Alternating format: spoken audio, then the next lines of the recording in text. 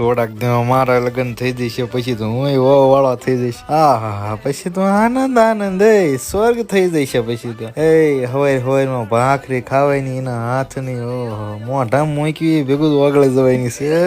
પછી બપોરનું ટાણું થઈને જમવાનું બનાવશે ને આપણને હાથ પાડશે. હાલો ને ખાવા જમવાનું થઈ ગયું છે. તા તેમ થશે દોટ મૂકીને ગરમ ગરમ તે પેલા માથું નાખી દે.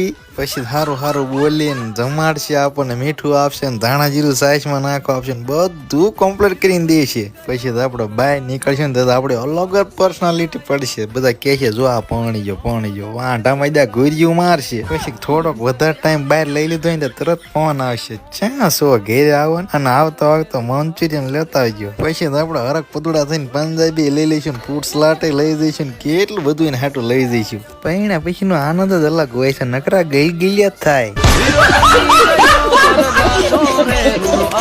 થોડાક